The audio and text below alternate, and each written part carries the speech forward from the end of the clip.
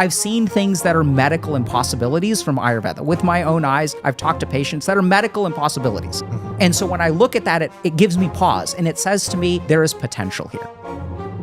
In past centuries, Ayurveda slowly slid down from a primary treatment method to an alternative method.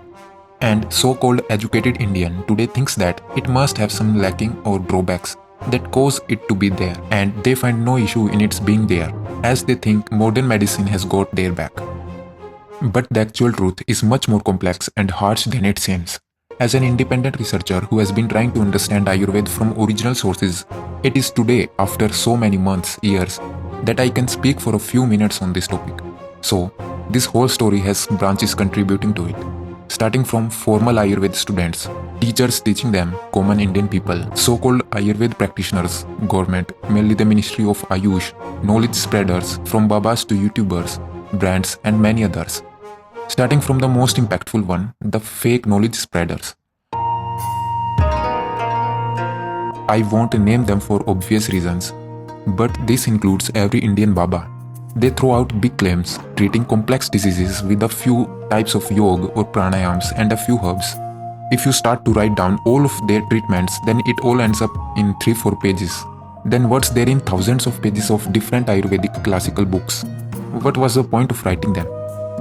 Also, one core principle of Ayurveda is personalized treatment. So one advice does not fit all and can be hazardous. But these Babas do not care, as they need to run their businesses. Another group at this point is revolutionaries.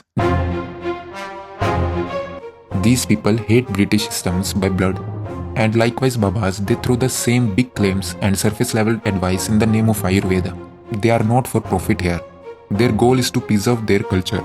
But the way they choose sometimes becomes too aggressive, and they start faking things to influence mass audience. One common thing that you will find in all these fake knowledge spreaders is that they never and can never show or tell you the actual verses of the classical books as reference. They are all just creating them in thin air. They will just mention the book name or the author for trust, but fail to pinpoint it because they have never studied it themselves. They are here just to run their business or influence masses or both. Our next group in this same segment is content creators, including YouTubers or Instagram influencers. They also do the exact same things as described earlier. No deep understanding, no pinpoint reference, just surface level advice that the audience wants to hear. Now hear me out carefully. I cannot name them, but every single channel that is recommended to you that has more than 50k subscribers is spreading fake content in the name of Ayurveda. Though the level of fakeness can be vary from 40% to even 99%. There are real Ayurveda channels, but they are too small or too boring to be recommended. Now this segment is not over yet. How can I leave the educated elite uncles and aunts of India? Having all knowledge of the universe, they also share their so-called ancient grandfathers' times health advice and claim it to be Ayurvedic or simply Vedic. They do not even know the names of the original Ayurvedic granthas. So now, imagine a situation where all people around you are slapping these advices on your face in the name of Ayurveda. And you tried them out just for curiosity or maybe in hope of getting health benefits. But as it is based on neither Ayurveda nor Western medicine, it cannot work as claimed, leading to a negative image of Ayurveda in the doer's mind. And this is exactly what our next point is. Not questioning the advisor or the so-called Ayurveda practitioner, but blaming Ayurveda. This thing does not happen on the other side of the table. If we went to a doctor but did not get results, then we tend to criticize the doctor, not the Western medicine. The reason is we have plenty of doctors around us. We can always switch and find a good one. This could also be true for Ayurveda practitioners. You could have many so-called experts available around you, offline or online, but I also do not advise trying them out one by one, as all of them will not work, or at least will not work as the real Ayurveda should be, because we have to accept one thing here. You cannot find a single Vedya in the whole world, online or offline, if you do not have the basic understanding of what Ayurveda truly is. You must have it yourself or have someone around you. In my opinion, there are hardly 1,000 Ayurveda experts or true Vedyas in the most populated country in the world, reaching 1.5 billion people. And those also are concentrated in a few areas of South and West India. So if you think that you have tried or are following Ayurveda, then stop here and now. You cannot. Now, as Ayurveda is getting defamed at the public level, let's move on to the professional level and see what's happening there. At first, we have the doctors, Western medicine experts, especially from Kerala, likely to have hard times growing their clinics, as they are trying hard to criticize Ayurveda without even knowing a single sentence of Sanskrit. They are trying hard to get publicity by criticizing competitors, or we can say negative marketing. And it also works to some extent, as there is a quote in the business world: negative marketing is nothing, marketing is marketing. Then we have students pursuing a formal Ayurveda degree or BAMS in colleges. Now tell me one thing, how can a student who have never studied a single word of Ayurveda from school and only know physics, chemistry and biology understand all of Ayurveda's major classical books or granthas in just 5 years? Only the first unit of Charak Samhita, which is one of many granthas, can take around 2 years to be absorbed properly. And that too is possible when having enough time and access to real Ayurvedic Vadyas.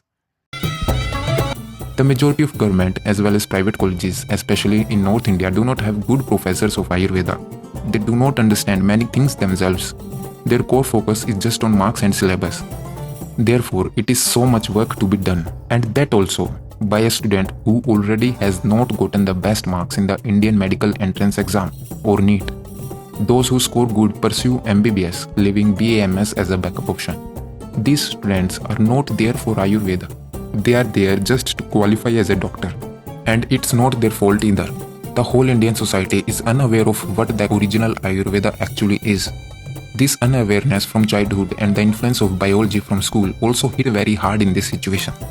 There are a few true Vadyas from Maharashtra, India, who also teach Ayurveda as professors. They have been repeatedly taking introductory seminars across the nation for decades. These yearly seminars teach students how to approach and understand Ayurveda. They are still doing it to this date. But there always has been a complaint regarding students approaching Ayurveda from a biology perspective. Even before understanding, they do not have trust in it. They are just mixing things and creating a third new medical system. Hence, at ground level, a BMS pass-out student hardly knows anything about Ayurveda. Now moving on to the national level. One major culprit of this whole situation is government. First, they put aside Ayurveda under the Ministry of AYUSH as if it was just a small thing like many others, and so one small government body would keep an eye on it. They just did it for the sake of doing it. And second, in that also they had a sentence calling Ayurveda a fake science on their website in the past. Then Vidyanant Dharmadhikari sir from Maharashtra got it removed. There are members still today that criticize it, let alone developing, regulating or promoting it.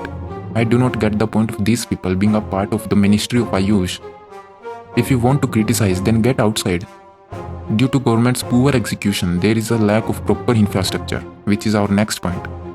Vadyas still today have offline patient case studies. There is no single properly regulated online system to have all this information collected in one place.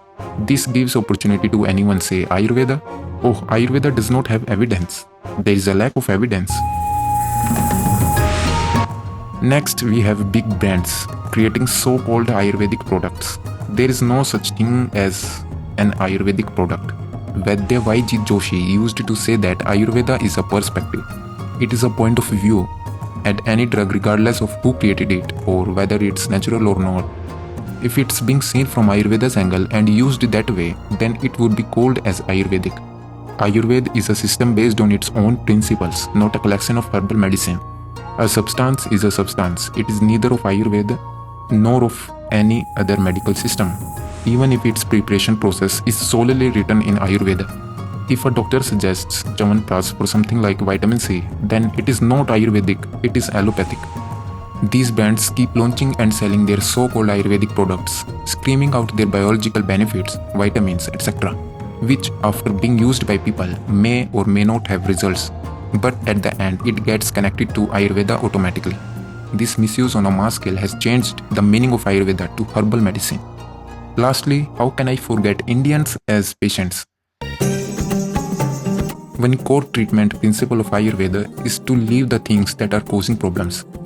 These causes are called Hetu in Ayurveda. They are nothing but some wrong diet and lifestyle habits. Indians are so connected to their dairy products, milk curd, bananas, shakes, dry fruits, morning tea, and water after waking up, and many other myths. There is a long list, and things get worse when they say Ayurveda recommends this after listening to their gurus or YouTubers. Many of them also defend these habits using their grandfathers as examples. But the truth is, they all want to get as tall and as powerful as possible without doing anything. Additionally, they are addicted to their tongue. They do not understand the concept of wellness. They run away from questioning, understanding, and leaving their comfort zone. Masses were, are, and will always be like this only. So now, zooming out the whole situation. Indians are faking it. Content creators are faking it. We got babas, gurus, students are having hard time. Government kept it aside, brands misusing it, and patients not leaving causes, blaming Ayurveda. And hence, a thing that was preserved for ages, for humanity, is somewhat kept far below its true potential. At last, I see the future of Ayurveda as a niche. It will keep growing globally as a niche. But it can never be mainstream as humans are becoming dull day by day. And the situation keeps worsening in the future due to AI algorithms. So only true wellness seekers will find it, understand it, and adopt it in their daily lives.